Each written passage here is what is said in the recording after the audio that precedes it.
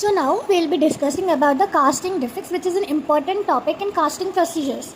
So now casting defects can be divided into 5 types, which is distortion,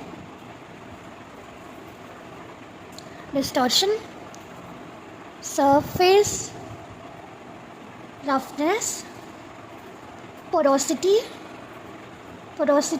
which is the most occurring casting defect, and incomplete casting and contaminated casting.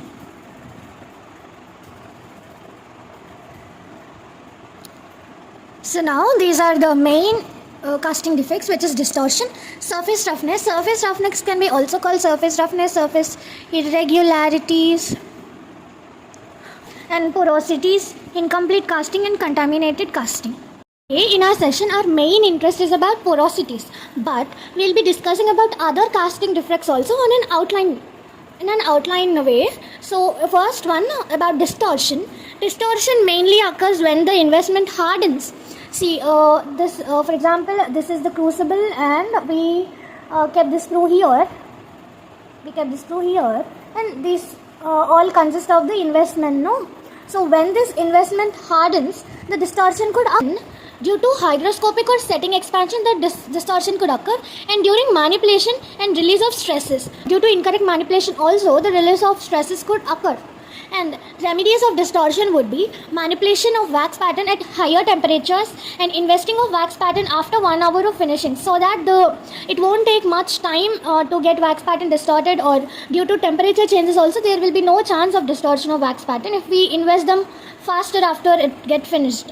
And storage in refrigerator, if it is not possible to invest the wax pattern immediately after finishing, we could store in the refrigerator so that the climatic changes won't affect the wax pattern. If only necessary, if only in certain conditions only, we have to use this remedy, or else we have to invest the wax pattern immediately. So now this is about distortion. So now we will be seeing about the surface discoloration, surface irregularities, and surface roughness. So surface discoloration occurs when actually the wax is composed of many gases, or different gases like carbon, hydrogen, oxygen and nitrogen, which diffuse or decompose to form carbon dioxide, H2O and 2O. So now when the temperature or the heating time is not correct or not sufficient, these gases may diffuse or decompose to form carbon residues, which may contaminate the casting and produce surface discoloration. Along with the gases present in the wax, we also have the sulfur components. If the sulfur component is present in the casting, that also may lead to contamination of sulfur on the casting and leads to surface discoloration. Now surface irregularities. Now the surface irregularities are isolated parts which forms nodules and scratches, which leads to improper seating of restoration on the prepared tooth.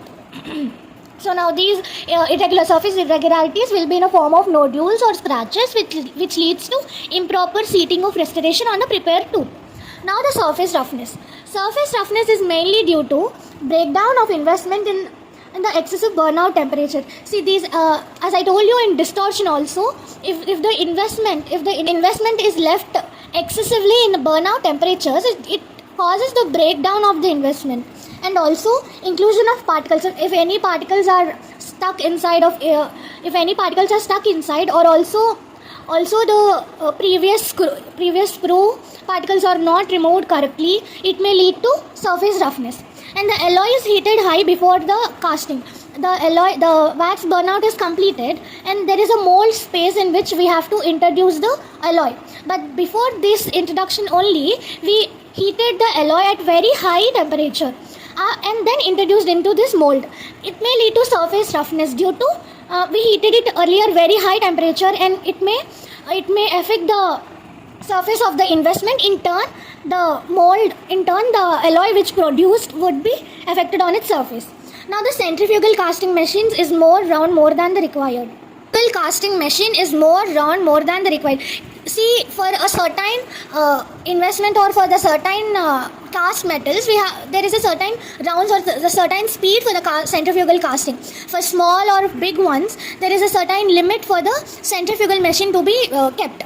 If there is more, if for the small casting procedures, we give a very high rounds of centrifugal casting, it may lead to surface roughness eventually. And surface roughness, excessive polishing and improper seating. See, if you think what happens if this roughness is present, we would polish it, no? What happens if there is more surface roughness? Eventually at the last step we'll polish and nothing will happen. If we think like that, the surface roughness, the more the surface roughness, the more the polishing will do. The more the polishing we do, the more the abrasive agents we'll be using. So the more abrasiveness will lead to the decrease in the structure of the casting or structure of the casting we have done, and which leads to improper seating. It may be a small casting on the prepared tooth, or it would not fit onto the casting. So now these are the main reasons for the surface roughness.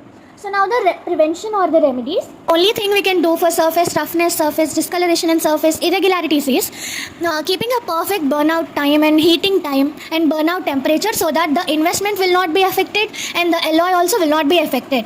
So the excessive burnout or heating lead to breakdown of investment. As I said you here, it leads to breakdown of the investment. And for the silica, we have silica for the smooth surface and to prevent surface roughness. And for the phosphate bonded investment, we have to mix the phosphate bonded investment in a better mixture, so that the surface would be better. So better mixing would make the surface better in the phosphate bonded investment. But for the silica investment, silica is present for the perfect surface to maintain. So now this is about the surface discoloration, surface irregularities and surface roughness. Going to porosities. Porosities are divided into three types, which is solidification, shrinkage, because depending upon the solidification, shrinkage, gas intrusive porosity and air trapped in the mold. The other porosities. Now based on the solidification, shrinkage, we have three types, which is localized shrinkage porosity, Sback porosity and microporosities. And depending upon the gas intrusive porosity, we have pinhole porosity, gas inclusive and subsurface porosity. And in air trapped in the mold, we have one type, which is back pressure porosities. So by mixing all of them, we have 7 different types of porosities. And now starting with localized shrinkage porosity or shrink spurt porosity, which is the first type in solidification shrinkage. So now this is the diagrammatic representation of localized shrinkage porosity, where this complete area is filled with molten metal and this area is left behind like a spot or a place where the molten metal does not fill. So now description. So before learning about any shrinkage, any porosity, we'll be writing the porosity description, the causes which cause the porosity and the remedy to prevent the porosity. So now the description of localized shrinkage porosity is it is large and irregular. This is very large and irregular in its size and near to the sprue. This porosity is near to the sprue. So this is the sprue. And this is the localized shrinkage porosity. And this is the molten metal, occupying the overall space created by the wax pattern except the space near to the sprue. So this mostly occur near to the sprue, and it is large and irregular, and it occurs on the bulkiest portion of the wax pattern. See, this is the smaller cusp and this is the larger cusp, and we know that the sprue is always placed on the larger cusp of the largest or thickest portion of the wax pattern. So this porosity will also occur on the largest portion of the thickest, bulkiest portion of the wax pattern. So now this is the description. Only 3 points, which is large and irregular, appears on the bulkiest portion and near to the sprue. Now what causes this localized shrinkage porosity? Incomplete fedding of molten metal during solidification. So this total area is occupied by the molten metal except this area, which causes the shrinkage, which causes the porosity, where the molten metal is not sufficiently fedded over there, and the shrinkage also lead to creation of space over the thickest portion. And how do we prevent this localized shrinkage porosity? Sprue of correct thickness is applied, placing the sprue on the thickest portion and reservoir close to the wax pattern. So there are 3 points. Sprue should be used in correct size. The sprue should not be kept more thinner or more thicker to the wax pattern, so that the localized shrinkage would be prevented. And then placing the sprue on the thickest position of the wax pattern, so that the wax pattern flows and the sprue would also become solidified. So placing the screw on the thickest portion would prevent the localized shrinkage porosity. And also reservoir close to the wax pattern. Keeping the reservoir close to the wax pattern, what is the use if the reservoir is close to the wax pattern means? So the molten metal would be last solidify here, so that the molten metal which is in the fluid state would flow in a higher speed and occupy overall the wax pattern, so that this shrinkage would be prevented. By the movement of the fluid would be faster, and this shrinkage, this porosity would be prevented, and the solidification when occurs over here, it'll occupy overall the wax pattern, so that the porosity would be prevented. Talking about the Sback porosity, also called as hotspot porosity. The Sback porosity, where the description would be, it mostly occurs on the occlusoaxial or incisor-axial line angle. So this is occlusoaxial or occlusoaxial and incisor-axial, as is posterior to it would be an occlusoaxial line angle, and mostly as the external porosity opposite to the screw, or it can occur on the anywhere on the walls of the mold cavity, here, it could occur anywhere, but as mentioned here, it mostly as an external porosity opposite to the screw. Now the causes would be metal impinging on the mold walls near to the screw. Impinging, the word impinging is nothing but it has a negative effect. It has a negative effect on the mold walls near the screw. So the walls which are present near the screw, it has a negative effect on them. So when the metal enter into the mold, it enters all over the cavity, but it leaves behind some spots of the mold walls, like shown in this figure. In here, it left behind this area and spreads throughout the cavity. And other one is, as the screw solidifies, no more alloy available and the Sback porosity occur. So as the whole cavity is occupied by the metal, molten metal, when this spot has to be occupied by some kind of metal, the screw gets solidified fastly than the whole pattern, than the whole mold. The screw gets solidified and there will be no alloy getting into the mold cavity, and this porosity would be left behind, and it become a Sback porosity. And the remedy would be flaring the point of screw attachment and decrease the temperature difference between the mold and molten alloy. So flaring, what does the flaring of screw make is, it makes the easy passage of molten metal throughout the mold cavity, so that the metal can occupy every inch of the space prepared by burnout by the wax pattern, so that the mold can occupy every place of the mold by flaring the screw. And the other thing is, decrease the temperature difference between the mold and molten alloy. So here before the molten alloy enters, the temperature would be different in the mold, and the molten alloy which is entering into the mold, that temperature would be different. So the temperature difference between the cavity of the mold and the molten metal entering into the mold should be decreased. The temperature difference should be decreased.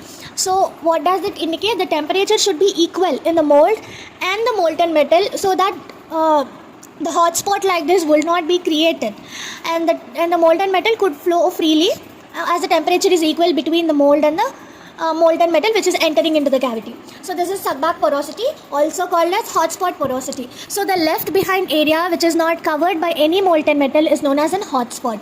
So now this is Sback porosity. Now let's talk about microporosity, which is a third type in solidification shrinkage porosities, and this is how it could be represented diagrammatically, and the description would be fine small irregular voids throughout the casting. These fine small irregular voids could be seen throughout the casting, not in only a particular place, like we seen in Sback porosity, and also in the localized shrinkage porosity, as in we seen localized shrinkage porosity on the thickest portion and Sback porosity on the occlusoaxial and incisor-axial porosities. Not like that. Microporosity can occur on any or throughout the casting, which are small and irregular voids. And now causes would be when casting temperature is lower and then rapid solidification occurs. So when the rapid solidification occurs, so when the casting temperature is low, but the solidification occurs rapidly without the relation to the casting temperature, then the microporosities occur. So there is a rapid solidification when the casting temperature is less. So the microporosities occur, and the remedy would be casting liquid temperature should be higher. So what is meant by casting liquid temperature? Casting liquid temperature is nothing but the molten metal temperature. The molten metal which is flowing into the mold, that temperature should be higher, so that the casting temperature and this temperature would be accommodated and the microporosity would not occur. So the casting liquid temperature should be higher to avoid microporosities. So now this is about microporosity.